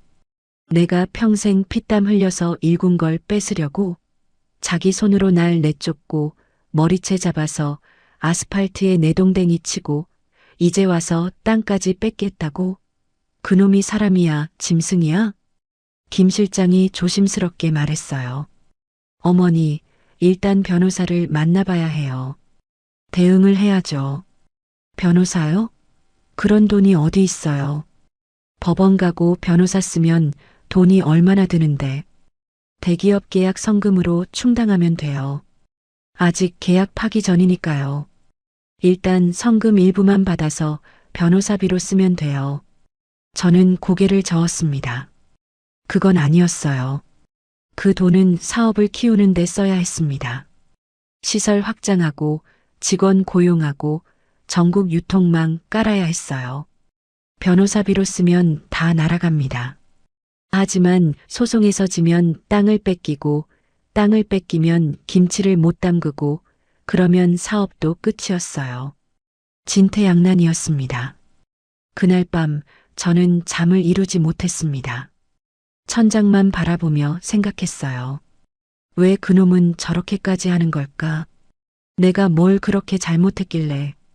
키워준 은혜도 모르고 평생 피땀 흘린 것도 모자라 이제 땅까지 뺏으려고 하다니. 배추 절이느라 손이 터져도 허리가 휘어져도 그 돈으로 학원비 대고 대학 보냈는데 그게 죄였나요? 엄마가 시장 아줌마인 게 그렇게 창피했나요? 분노와 서러움이 뒤섞였습니다. 눈물이 흘렀어요. 베개가 젖었습니다. 밤새 뒤척이다가 새벽이 됐어요. 새소리가 들려왔습니다. 어느새 해가 뜨고 있었어요. 다음 날 아침 저는 일어나서 거울을 봤습니다. 눈이 퉁퉁 부어 있었어요. 얼굴이 창백했습니다. 하지만 눈빛은 달랐습니다. 어젯밤 내내 생각한 끝에 결심이 섰거든요. 울고만 있으면 뺏기는 거였어요. 쓰러지면 지는 거였습니다. 죽어도 안 뺏긴다. 저는 세수를 하고 옷을 갈아입었습니다. 허리를 똑바로 폈어요. 김 실장에게 전화했습니다. 변호사 만나러 가요. 싸울 거예요. 전화기 너머로 김 실장이 안도하는 숨소리가 들렸어요. 잘 생각하셨어요, 어머니. 포기하실까봐 걱정했어요. 제가 좋은 변호사 알아볼게요. 승소 사례 많은 분으로요. 저는 전화를 끊고 움막 밖으로 나갔습니다. 새벽 공기가 차가웠어요. 안개가 산을 감싸고 있었습니다. 수백 개의 항아리가 땅에 묻혀 있었어요. 뚜껑들이 안개 속에서 희미하게 보였습니다. 제 30년이 저기 묻혀 있었어요. 제 피와 땀과 눈물이 저기 발효되고 있었습니다. 새벽마다 얼음물에 손 담그고 허리 끊어질 것 같아도 버티고 손톱 밑에 고춧가루 베어도 참았던 세월이요. 아들아, 이건 내 거 아니야. 저는 혼잣말을 했습니다. 목소리가 산에 울려 퍼졌어요. 이건 내 거야. 내가 평생 바쳐서 만든 거야. 너한테 절대 안 줘. 내 아버지도 나한테 남긴 땅이야. 내가 아무리 발버둥 쳐도 안 돼. 주먹을 불끈 쥐었습니다. 복수의 불꽃이 다시 타올랐어요. 이번엔 쓰러지지 않을 거였습니다. 죽어도 안 뺏기고 끝까지 싸워서 반드시 이길 거였어요. 그놈이 무릎 꿇고 빌어도 용서 안 할 거였습니다. 내가 나한테 한 짓 똑같이 돌려줄 거야. 전쟁이 시작됐습니다. 변호사 사무실은 서울 강남에 있었습니다. 유리로 된 높은 건물이었어요. 로비에 들어서자 대리석 바닥이 반짝거렸습니다. 정장 입은 사람들이 바쁘게 오갔어요. 저는 움츠러들었습니다. 낡은 옷을 입고 있어서 눈에 띄는 것 같았거든요. 엘리베이터를 타고 22층까지 올라갔습니다. 김 실장이 옆에서 제 팔을 잡아줬어요. 다리가 후들거렸거든요. 이런 곳은 처음이었습니다. 시장 바닥에서 평생을 살았지 이런 빌딩은 구경도 못했어요. 변호사는 50대 중반쯤 돼 보이는 여자였어요. 이름은 한정희. 상속 전문 변호사라고 했습니다. 30년 경력에 승소율이 높다고 김 실장이 알아봤더라고요. 안경 너머로 저를 쳐다보는 눈이 날카로웠어요. 하지만 차갑지는 않았습니다. 서류 다 봤습니다. 남편분 유언장이 있으시네요. 네, 남편이 돌아가시기 전에 쓴 거예요. 그 땅 절대 팔지 말고 내 노후에 쓰라고. 한 변호사가 서류를 넘기며 말했습니다. 문제는 이 유언장이 잡힐 유언장이라는 거예요. 공증을 받지 않았어요. 공증이요? 그게 뭔데요? 법적으로 인정받으려면 공증이 필요해요. 공증 없는 잡힐 유언장은 효력을 다툴 수 있거든요. 상대 측에서 위조라고 주장하면 필적 감정까지 가야 해요. 머리가 복잡해졌습니다. 법률 용어들이 귀에 들어오지 않았어요. 공증, 필적 감정, 효력. 무슨 말인지 하나도 모르겠더라고요. 그러면 질 수도 있다는 거예요? 솔직히 말씀드릴게요. 이기기 어렵지 않아요. 하지만 시간이 걸려요. 상대 측이 질질 끌면 1년 이상 갈 수도 있어요. 1년. 그 말에 숨이 막혔습니다. 1년 동안 김치를 못 담그면 사업은 끝이었어요. 대기업 계약도 날아가고 지금까지 쌓아온 것도 다 무너지는 거였습니다. 가처분은 어떻게 돼요? 토지 사용 금지 가처분이요. 김 실장이 물었습니다. 한 변호사가 고개를 끄덕였어요. 그게 급해요. 가처분이 인용되면 당장 그 땅에서 영업을 못해요. 일주일 뒤에 신문 기일이 잡혀 있어요. 일주일. 고작 일주일이었습니다. 저는 손을 꽉 쥐었어요. 한 변호사가 저를 바라봤습니다. 어머니, 솔직히 여쭤볼게요. 아드님이랑 무슨 일이 있으셨어요? 보통 자식이 부모한테 이런 소송을 안 걸거든요. 저는 입술을 깨물었습니다. 말해야 하나? 머리채 잡히고 아스팔트에 내동댕이 쳐진 얘기를, 그 창피한 얘기를 낯선 사람한테 해야 하나? 하지만 숨길 수 없었어요. 변호사한테는 다 말해야 했습니다. 저는 떨리는 목소리로 그날 있었던 일을 말했어요.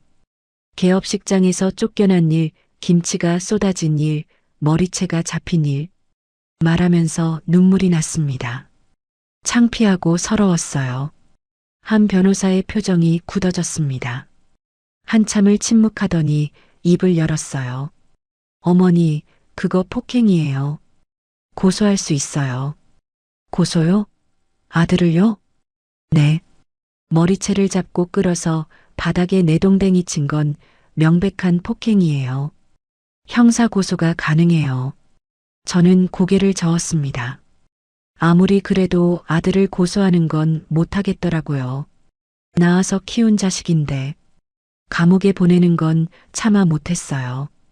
밤새 젖 물리고 아플 때 업고 병원 뛰어다니고 학교 보내려고 허리 휘도록 일했는데 그래도 내가 낳은 자식이었습니다. 그건 안 돼요. 그것만은요. 한 변호사가 고개를 끄덕였습니다. 제 마음을 이해한다는 표정이었어요. 알겠어요. 하지만 이 사실은 민사소송에서도 쓸 수 있어요. 아드님이 어머니를 폭행하고 내쫓은 뒤에 재산까지 뺏으려 한다. 이건 판사 심증에 큰 영향을 줘요. 폐륜이라는 인상을 주면 우리한테 유리해요. 일주일 뒤 저는 법원에 갔습니다. 난생 처음 가보는 곳이었어요. 높은 천장, 긴 복도, 검은 법복을 입은 사람들, 서류 뭉치를 든 변호사들이 바쁘게 지나갔습니다. 어디선가 재판이 진행되는 소리가 들렸어요. 가슴이 두근거렸습니다. 손바닥에 땀이 났어요. 김 실장이 물을 건네줬지만 목이 막혀서 마실 수가 없었습니다. 신문실에 들어갔을 때 민석이가 앉아 있었어요. 3개월 만에 보는 얼굴이었습니다. 아들은 검은색 정장을 빼입고 있었어요. 머리를 깔끔하게 넘기고 금태 시계를 차고 있었습니다. 옆에 젊은 변호사가 앉아 있었어요. 비싸 보이는 가방을 들고 있었습니다. 민석이가 저를 봤어요. 눈이 마주쳤습니다. 차가웠습니다. 그 눈에는 아무 감정도 없었어요. 마치 남을 보는 것 같았습니다. 아니, 남보다 못했어요. 적을 보는 눈이었습니다. 저는 고개를 돌렸습니다. 쳐다보기 싫었어요. 가슴이 아팠지만 티내지 않았습니다. 이를 악물었어요. 신문이 시작됐습니다. 민석이 측 변호사가 먼저 말했어요. 피신청인 윤정자 씨는 남편 사망 후 상속 재산인 토지를 독점하고 있습니다. 신청인 최민석 씨도 법정 상속인으로서 지분이 있습니다. 피신청인이 해당 토지에서 단독으로 영업활동을 하고 있으므로 분쟁 해결 전까지 토지 사용을 금지해 주십시오. 한 변호사가 반박했습니다. 피신청인의 남편은 생전에 자필 유언장을 남겼습니다. 해당 토지를 배우자에게 전부 상속한다고 명시돼 있습니다. 신청인은 유언 내용을 알면서도 이를 무시하고 소송을 제기한 것입니다. 민석이 측 변호사가 끼어들었어요. 해당 유언장은 공증이 없습니다. 위조 가능성을 배제할 수 없습니다. 법정이 술렁거렸습니다. 저는 주먹을 꽉 쥐었어요. 위조라니. 남편이 직접 쓴 유언장을 위조라고 하다니. 그때 한 변호사가 서류 봉투를 꺼냈습니다. 묵직한 봉투였어요. 재판장님, 추가 증거를 제출하겠습니다. 봉투에서 나온 건 사진들이었어요. 저도 처음 보는 사진이었습니다. 언제 찍은 거지? 한 변호사가 저를 보며 살짝 고개를 끄덕였어요.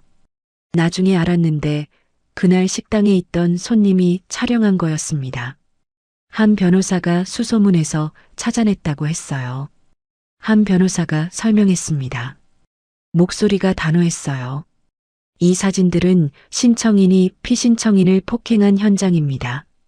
올해 5월 17일 신청인의 식당 개업식에서 신청인은 친모인 피신청인의 머리채를 잡고 끌어서 바닥에 내동댕이 쳤습니다. 목격자 진술서와 당시 현장에 있던 손님이 촬영한 영상도 있습니다. 법정이 조용해졌습니다. 판사가 사진을 들여다봤어요. 민석이 얼굴이 하얗게 질렸습니다. 신청인은 친모를 폭행하고 내쫓은 뒤 이제 와서 재산까지 뺏으려 하고 있습니다. 이것은 폐륜입니다. 가처분 신청은 기각되어야 합니다. 신문이 끝나고 밖으로 나왔을 때 민석이가 복도에서 기다리고 있었어요. 벽에 기대서 팔짱을 끼고 있었습니다. 얼굴이 불그락푸르락했어요. 목에 핏줄이 솟아 있었습니다. 엄마, 이게 무슨 짓이야? 민석이가 다가왔습니다. 목소리가 떨렸어요. 분노로 가득 차 있었습니다. 주변 사람들이 쳐다봤어요. 김 실장이 제 앞을 막아섰지만 저는 비켜서라고 손짓했습니다. 내 사진을 법정에 들이밀어 나를 페류나로 만들어 이게 엄마가 할 짓이야? 저는 피하지 않았습니다. 똑바로 아들을 쳐다봤어요. 예전 같았으면 무서워서 고개를 숙였을 거예요. 하지만 이제는 달랐습니다. 내가 한 짓이잖아. 내가 만들었냐? 내가 한 짓을 세상이 안 거야. 지금 나한테 대들어? 민석이가 손을 들어 올렸습니다. 때리려는 것 같았어요. 하지만 주변에 사람들이 있었습니다. 민석이가 손을 내렸어요.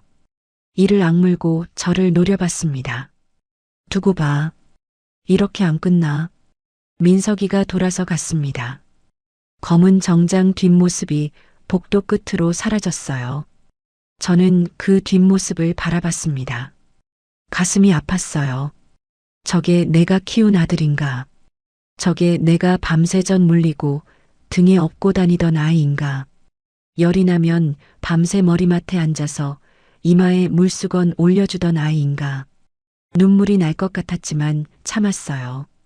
여기서 울면 지는 거였습니다. 김 실장이 조심스럽게 제 어깨를 두드렸어요. 어머니, 괜찮으세요? 괜찮아요. 가요. 저는 고개를 들고 걸었습니다. 뒤돌아보지 않았어요. 일주일 뒤 결과가 나왔습니다. 한 변호사에게서 전화가 왔어요. 벨소리가 울릴 때 심장이 쿵쾅거렸습니다. 좋은 소식일까? 나쁜 소식일까? 어머니, 이겼어요. 가처분 기각됐어요. 저는 전화기를 든 채 주저앉았습니다. 다리에 힘이 풀렸어요. 이긴 거였습니다. 땅을 지킨 거였어요. 눈앞이 흐릿해졌습니다. 판사가 신청인의 패륜적 행위를 지적했대요.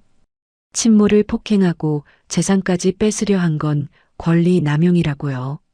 사진과 영상 증거가 결정적이었어요. 본안 소송도 우리한테 유리하게 갈 거예요. 저는 하늘을 올려다봤습니다. 구름 사이로 햇빛이 비쳤어요. 따스한 빛이 얼굴을 감쌌습니다. 여보, 이겼어요. 당신이 남긴 땅 지켰어요. 혼잣말이 나왔습니다. 눈물이 흘렀어요. 이번엔 기쁜 눈물이었습니다. 하지만 전쟁은 아직 끝나지 않았습니다. 민석이가 가만히 있지 않을 거였어요. 본안 소송이 남아 있었습니다. 유언장 효력을 다투는 재판이요. 그리고 저한테도 할 일이 남아 있었어요. 대기업 계약을 다시 살려야 했습니다. 가처분 때문에 미뤄졌던 계약을 다시 추진해야 했어요. 방송 이후로 밀린 주문도 처리해야 했습니다. 레스토랑들이 기다리고 있었거든요. 저는 주먹을 쥐었습니다. 아직 끝이 아니었어요. 하지만 이제 확신이 생겼습니다. 이길 수 있다. 반드시 이긴다. 그놈이 뭘 해도 안 무너진다. 35년을 버텼는데 이제 와서 쓰러질 내가 아니었습니다. 가처분을 이긴 뒤 사업은 날개를 달았습니다. 대기업 계약이 다시 살아났어요. 계약금 5억이 통장에 들어왔습니다. 평생 그런 숫자는 구경도 못했는데 제 이름으로 된 통장에 찍혀 있었어요. 손이 떨렸습니다. 은행 직원이 공손하게 대해줬어요. 예전에는 거들떠보지도 않던 사람들이 허리를 숙이더라고요. 정잔의 김치는 전국마트에 깔리기 시작했어요. 포장지에 제 얼굴이 들어갔습니다. 방송에 나왔던 그 사진이요. 주름투성이 얼굴이 부끄러웠지만 김 실장이 그게 오히려 좋다고 했어요. 진짜 할머니가 담근 김치라는 느낌을 준다고요. 마트 진열대에 제 얼굴이 걸린 걸 처음 봤을 때 저는 한참을 서서 쳐다봤어요. 이게 나인가? 정말 내 김치가 여기 있는 건가? 출시 첫 달에 10만 개가 팔렸습니다. 둘째 달에는 20만 개가 팔렸어요. 인터넷에서 난리가 났다고 했습니다. 진짜 옛날 김치 맛이다. 할머니 손맛이 살아있다. 공장 김치랑 차원이 다르다. 그런 글들이 쏟아졌다고요. 저는 스마트폰을 잘 못해서 직접 보진 못했지만 김 실장이 읽어줬어요. 들을 때마다 가슴이 벅찼습니다. 6개월이 지나자 매출이 50억을 넘었습니다. 저는 숫자를 들어도 실감이 안 났어요. 50억이 얼마인지 감이 안 왔거든요.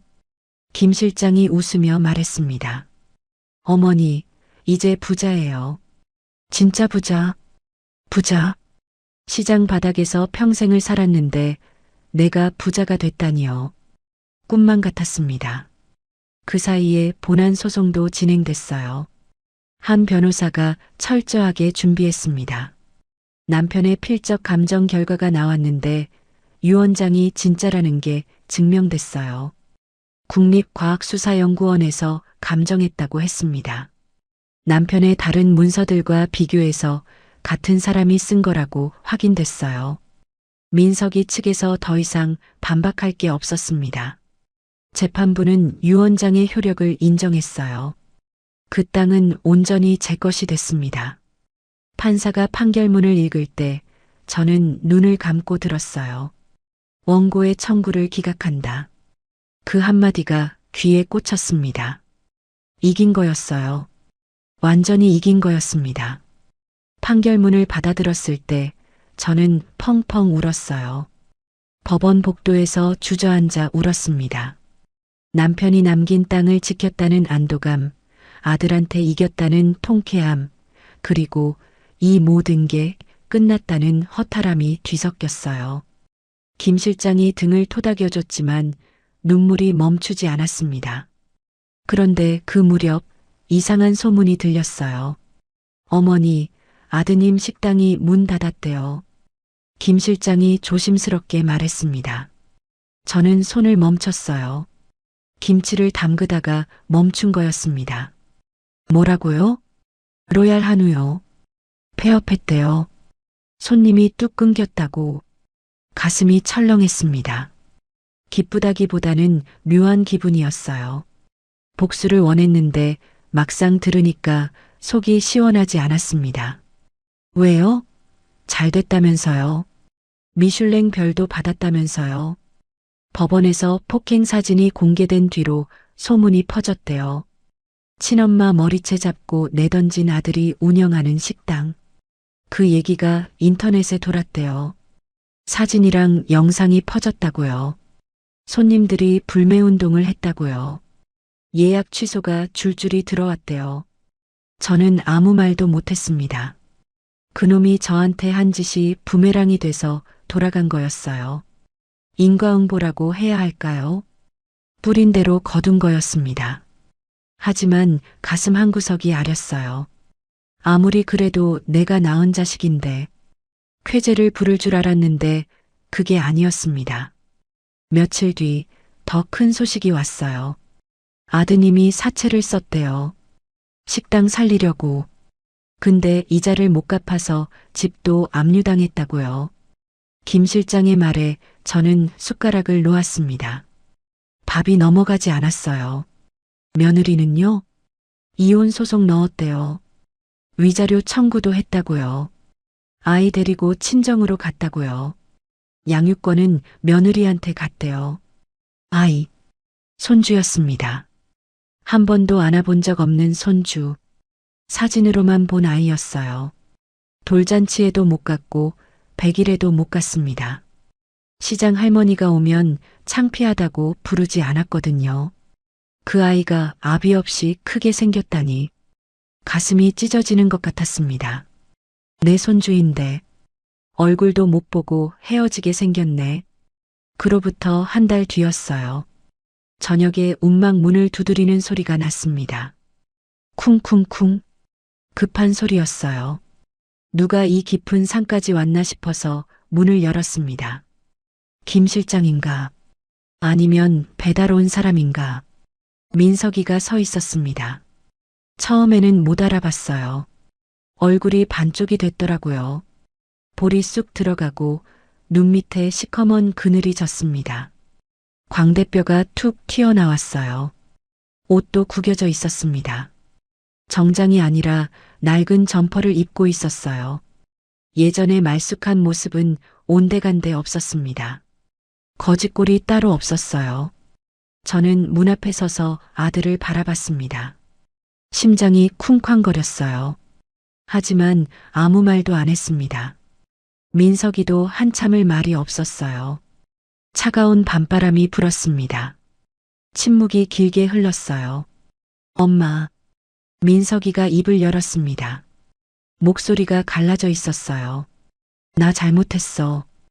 그 한마디에 가슴이 덜컥 내려앉았습니다. 하지만 저는 표정을 바꾸지 않았어요. 차갑게 쳐다봤습니다. 뭐가 잘못이야? 다 잘못했어. 개업식 때도 소송 걸었을 때도 다. 민석이가 고개를 숙였습니다. 어깨가 떨렸어요.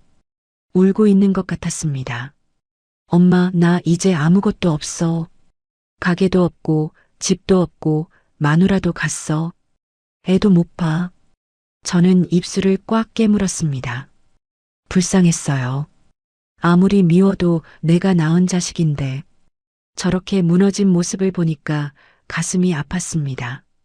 하지만 쉽게 용서할 수 없었어요. 머리채 잡히던 그 순간이 떠올랐거든요. 그래서 어쩌라고. 나한테 왜 왔어? 엄마 도와줘. 민석이가 무릎을 꿇었습니다. 흙바닥에 무릎을 꿇고 고개를 조아렸어요. 정장 바지가 진흙에 묻었습니다. 개업식 때 박 셰프가 무릎 꿇던 모습이 떠올랐어요. 그때는 감사의 무릎이었는데 지금은 구걸의 무릎이었습니다. 참담했어요. 돈 좀 빌려줘. 사채 갚아야 해. 이자가 눈덩이처럼 불어나고 있어. 안 그러면 나 죽어. 진짜 죽어. 저는 한참을 말없이 서 있었습니다. 바람이 불어서 나뭇잎이 흔들렸어요. 어디선가 부엉이 소리가 들렸습니다. 산속의 밤은 고요했어요. 무릎 꿇은 아들의 어깨가 떨리고 있었습니다. 돈. 그놈이 원하는 건 결국 돈이었어요. 엄마가 아니라 돈이었습니다. 예전에도 그랬고 지금도 그랬어요. 화가 치밀었습니다. 일어나.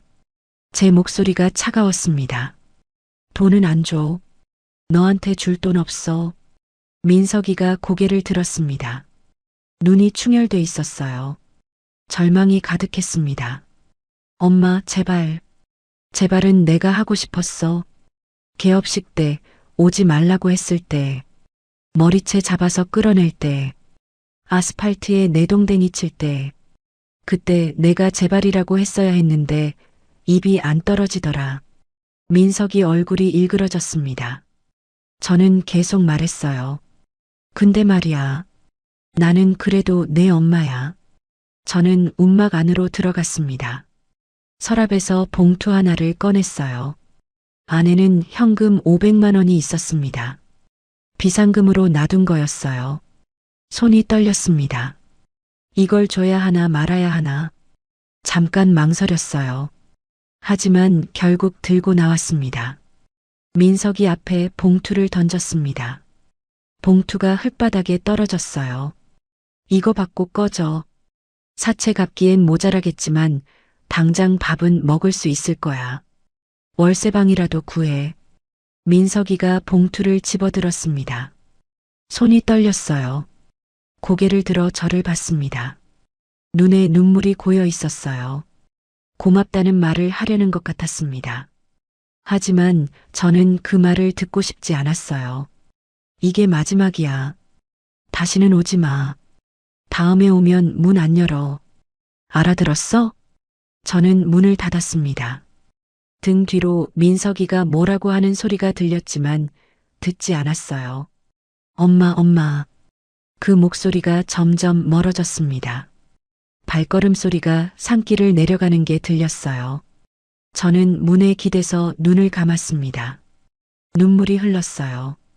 뺨을 타고 턱 밑으로 떨어졌습니다. 미워하면서도 버릴 수 없는 게 자식이더라고요. 죽어도 못 잊는 게 피부치였습니다. 38년을 키웠어요. 밤새 전 물리고 열라면 없고 병원 뛰어다니고 학교 보내려고 새벽부터 김치 담갔어요. 그 세월을 어떻게 지워요? 지울 수가 없었습니다. 하지만 다시는 당하지 않을 거예요. 저는 이제 옛날의 정자가 아니니까요. 머리채 잡히고 끌려다니던 정자가 아니니까요. 이제는 내 힘으로 선 사람이니까요. 다음 날 아침 저는 새벽 4시에 일어났습니다. 배추를 절이고 양념을 버무리고 항아리에 담았어요. 예전과 똑같은 일이었습니다. 40해 넘게 해온 일이었어요. 하지만 마음은 달랐습니다. 손이 얼음물에 잠겼습니다.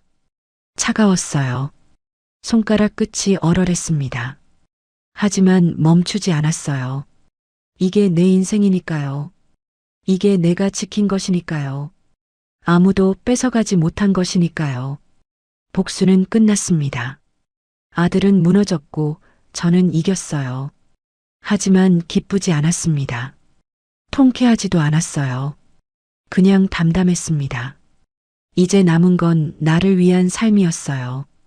아들을 위해서가 아니라, 복수를 위해서가 아니라, 오로지 나를 위한 살. 저는 고개를 들어 하늘을 봤습니다. 동이 트고 있었어요. 붉은 빛이 산봉우리를 물들였습니다. 새로운 하루가 시작되고 있었어요. 새소리가 들려왔습니다. 저는 김치를 담그며 혼잣말을 했어요. 여보, 나 잘 살고 있어요. 걱정 마세요. 바람이 불어서 나뭇잎이 흔들렸습니다. 마치 남편이 대답하는 것 같았어요. 1년이 지났습니다. 정잔의 김치는 전국에서 가장 잘 팔리는 프리미엄 김치가 됐어요. 매출이 100억을 넘었습니다. 저는 그 숫자가 뭘 의미하는지 아직도 잘 몰라요. 그냥 김치를 담글 뿐이거든요. 예전과 똑같이요. 새벽에 일어나서 배추 절이고 양념 버무리고 항아리에 담고 40해 넘게 해온 일이었습니다. 달라진 건 환경이었습니다. 운막 옆에 작은 공장이 들어섰어요. 50평짜리였습니다. 해썹 인증도 받았어요. 그 어렵다던 해썹을 받았습니다. 직원이 15명이 됐어요. 제가 양념 비율을 정하고 맛을 보고 직원들이 대량 생산을 해요. 하지만 5년 묵은지는 여전히 제가 직접 담급니다. 그건 기계가 못하거든요. 손맛이 들어가야 해요. 어느 날 김 실장이 조심스럽게 말했어요. 어머니, 며느리분한테서 연락이 왔어요. 저는 손을 멈췄습니다. 며느리, 민석이 전처요. 이혼하고 친정으로 간 그 여자였어요. 뭐래요? 손주를 보여드리고 싶대요. 할머니 얼굴 한 번도 못 봤다고. 가슴이 쿵 내려앉았습니다. 손주, 사진으로만 보던 아이. 돌잔치에도 100일에도 못 간 그 아이를 이제야 볼 수 있다니요. 언제요? 이번 주 일요일이요. 괜찮으시면요. 저는 고개를 끄덕였습니다. 목이 메어서 말이 안 나왔어요. 일요일 오후 운막 앞에 차 한 대가 섰습니다. 흰색 승용차였어요. 젊은 여자가 내렸습니다. 며느리였어요. 결혼하고 명절 때 몇 번 봤었죠. 그때마다 저를 피하듯 했어요. 시어머니가 시장 아줌마라서 창피했겠죠. 인사도 건성으로 하고 눈도 잘 안 마주쳤거든요. 그런데 지금은 달랐습니다. 며느리가 허리를 깊이 숙였어요. 90도로 꺾였습니다. 어머니, 안녕하세요. 늦게 인사드려서 죄송해요. 진작 찾아뵀어야 했는데. 저는 어색하게 고개를 끄덕였습니다. 뭐라고 해야 할지 몰랐어요. 그때 차 뒷문이 열렸습니다. 작은 아이가 내렸어요. 4살쯤 돼 보이는 남자아이였습니다. 동그란 눈에 볼이 통통했어요. 민석이 어릴 때 모습이 떠올랐습니다. 할머니다. 아이가 달려왔어요. 저는 얼떨떨해서 무릎을 꿇었습니다. 아이가 제 품에 안겼어요. 작고 따뜻했습니다. 심장이 콩콩 뛰는 게 느껴졌어요. 할머니, 저준이에요. 엄마가 할머니 만나러 간다고 했어요. 눈물이 왈칵 쏟아졌습니다. 참으려고 했는데 안 됐어요. 펑펑 울었습니다. 내 손주였어요. 내 피가 흐르는 아이였습니다. 처음 안아보는데 이렇게 따뜻할 줄 몰랐어요. 며느리가 조심스럽게 말했습니다.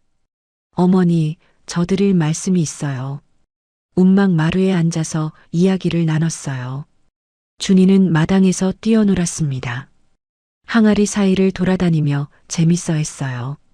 저 민석 씨한테서 이혼했어요. 아시죠? 알아. 처음에는 어머니가 원망스러웠어요. 소송 때문에 민석 씨가 망했다고 생각했거든요. 저는 아무 말도 안 했습니다. 며느리가 계속 말했어요. 근데 나중에 알았어요. 민석 씨가 어머니한테 한 짓을요. 사진도 봤어요. 머리채 잡고 끌어내는 거. 며느리의 눈시울이 붉어졌습니다. 충격받았어요. 제가 그런 사람이랑 살았다는 게, 애 아빠가 그런 짓을 했다는 게, 저는 한숨을 쉬었습니다. 그래서 이혼한 거야? 네. 그것만은 아니지만요. 여러 가지가 쌓였어요. 근데 그게 결정타였어요. 며느리가 고개를 숙였습니다. 어머니, 죄송해요. 저도 어머니한테 잘못했어요. 결혼식 때도 그 뒤로도 시장 아줌마라고 무시했어요. 시어머니가 김치 장사하는 게 창피했어요. 손 잡기도 싫었어요. 김치 냄새 밴다고. 저는 쓸쓸하게 웃었습니다. 알고 있었어요. 다 알고 있었습니다. 괜찮아. 다 지난 일이야. 아니요, 괜찮지 않아요. 저 때문에 손주도 못 보셨잖아요. 돌잔치도 100일도 민석 씨가 부르지 말라고 했을 때 제가 말렸어야 했어요. 근데 저도 속으로는 안 왔으면 했어요. 그게 제 잘못이에요. 며느리가 눈물을 흘렸습니다. 저는 손을 뻗어 며느리의 손을 잡았어요. 손이 차가웠습니다. 가늘고 예쁜 손이었어요. 됐어. 이제 됐어. 앞으로 자주 보면 되지. 지난 건 지난 거야. 며느리가 고개를 들었습니다. 눈물이 뺨을 타고 흘렀어요. 정말요? 용서해 주시는 거예요? 용서할 것까지 뭐 있어. 준이 엄마잖아. 내 손주 엄마잖아. 며느리가 제 손을 꽉 잡았습니다. 한참을 울었어요. 저도 울었습니다. 이상했어요. 미워했던 며느리인데 막상 보니까 미움이 없었습니다. 그냥 같이 고생한 사람 같았어요. 어머니, 민석 씨 소식 들으셨어요? 아니, 그 뒤로는 안 들었어. 일용직 하고 있대요. 공사장에서요. 술을 끊었다고 하더라고요. 저는 아무 말도 안 했습니다. 가슴이 아렸어요. 내 아들이 공사장에서 일하고 있다니. 그래도 술을 끊었다니 다행이었습니다. 저한테 연락이 왔었어요. 준이 보고 싶다고. 근데 안 만나줬어요. 아직은요. 며느리가 말했습니다. 저는 고개를 끄덕였어요. 잘했어. 천천히 해. 해가 질 무렵 며느리와 준이가 떠났습니다. 저는 준이 손에 김치 한 통을 쥐어줬어요. 아이가 좋아하더라고요. 준이가 차에 타면서 손을 흔들었습니다. 할머니, 또 올게요. 김치 맛있어요. 다음에 또 담가주세요. 저는 웃으며 손을 흔들었습니다. 눈물이 날 것 같았지만 참았어요. 헤어질 때 울면 아이가 슬퍼하니까요. 차가 산길을 내려가는 걸 한참 바라봤습니다. 꼬리등이 점점 작아지다가 사라졌어요. 산 아래로 내려가는 소리가 멀어졌습니다. 움막으로 돌아와서 마루에 앉았어요. 해가 지고 있었습니다. 하늘이 붉게 물들었어요. 주황색, 분홍색, 보라색이 섞여 있었습니다. 바람이 불어서 나뭇잎이 흔들렸어요. 어디선가 새가 울었습니다. 손주를 안았던 감촉이 아직 남아 있었어요. 작고 따뜻했던 그 몸. 할머니라고 부르던 그 목소리, 김치 맛있다고 웃던 그 얼굴, 가슴이 뭉클했습니다. 평생 이렇게 행복한 적이 없었어요. 1년 전만 해도 상상 못했어요. 죽으려고 했었거든요. 밧줄 들고 목 매달려고 했었죠. 대들보에 밧줄 걸고 발판 올라가고 목에 걸려고 했었어요. 그때 남편 목소리가 들리지 않았으면 지금 여기 없었을 거예요. 그때 죽었으면 손주 얼굴도 못 보고 갔을 겁니다. 살아서 다행이었어요. 버텨서 다행이었습니다. 그 힘든 시간을 견뎌서 정말 다행이었어요. 민석이 생각이 났습니다. 공사장에서 일한다고 했죠. 술도 끊었다고요. 그 소식을 듣고 가슴이 아팠어요. 미운 놈인데 불쌍하기도 했습니다. 내가 낳은 자식이니까요. 전 물리고 키운 아이니까요. 언젠가는 다시 볼 날이 올까요? 그때 뭐라고 해야 할까요? 아직은 모르겠어요. 용서할 수 있을지도 모르겠고요. 머리채 잡히던 그 순간이 아직도 생생하거든요. 아스팔트에 내동댕이 쳐지던 그 충격이 아직도 몸에 남아 있어요. 하지만 시간이 약이라고 했어요. 김치도 시간이 지나면 익듯이 마음도 시간이 지나면 변하겠죠. 3년, 5년, 10년. 언젠가는 그놈 얼굴을 봐도 덤덤해지는 날이 오겠죠. 그때 가서 생각해도 늦지 않았습니다. 다음 날 새벽 저는 4시에 일어났습니다. 예전처럼 김치를 담갔어요. 배추를 절이고 양념을 버무리고 항아리에 담았습니다. 공장 직원들이 출근하기 전에 혼자 담그는 시간이 좋았어요. 고요하고 평화로웠습니다. 손이 얼음물에 잠겼어요. 차가웠지만 멈추지 않았습니다. 이 차가움이 김치 맛을 만드는 거니까요. 이게 내 인생이었어요. 김치를 담그는 게 제 삶이었습니다. 예전에는 아들 뒷바라지 하려고 담갔어요. 복수하려고 담갔어요. 하지만 이제는 달랐습니다. 그냥 담그고 싶어서 담갔어요. 이게 좋아서 담갔습니다. 해가 떠올랐어요. 붉은 빛이 산봉우리를 물들였습니다. 새소리가 들렸어요. 바람이 불어서 김치 냄새가 퍼졌습니다. 그 냄새가 좋았어요. 예전에는 싫어하는 사람이 있었죠. 역겹다고 하수구 냄새 같다고 했던 사람. 하지만 이제 그런 말은 귀에 들어오지 않았습니다. 저는 혼잣말을 했어요. 나는 윤정자, 69살, 김치 담그는 사람. 그게 저였습니다. 더 이상 누구의 엄마도 누구의 아내도 아니었어요. 그냥 나, 윤정자. 그걸로 충분했습니다. 항아리 뚜껑을 덮으며 생각했어요. 김치는 썩는 게 아니라 익는 거예요. 시간이 지나면 맛이 깊어지죠. 처음에는 매콤하고 시큼하지만 묵을수록 감칠맛이 나요. 인생도 마찬가지인 것 같았습니다. 힘들고 아픈 시간들이 썩는 게 아니라 익어가는 거였어요. 그래서 지금의 제가 있는 거였습니다. 69회 묵은 인생, 이제야 제 맛이 나는 것 같았어요. 저는 하늘을 올려다봤어요. 구름 한 점 없이 맑았습니다. 파란 하늘이 끝없이 펼쳐져 있었어요. 새가 날아갔습니다. 저도 저 새처럼 자유로워진 것 같았어요. 여보, 나 잘 살고 있어요. 걱정 마세요. 손주도 봤어요. 준이라고 귀엽더라고요.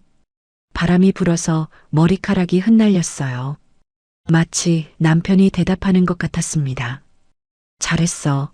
당신 수고했어. 그렇게 말해주는 것 같았어요. 저는 웃었습니다. 오랜만에 마음 편히 웃었어요. 이제 진짜 새로운 시작이었어요.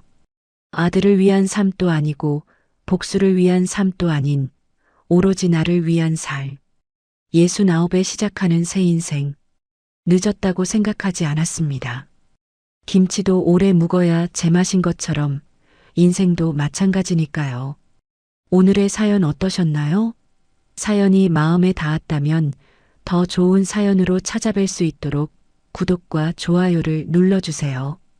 그리고 사연의 주인공을 위한 따뜻한 말씀도 댓글로 부탁드립니다. 여러분의 오늘을 응원합니다. 인생 소풍이었습니다.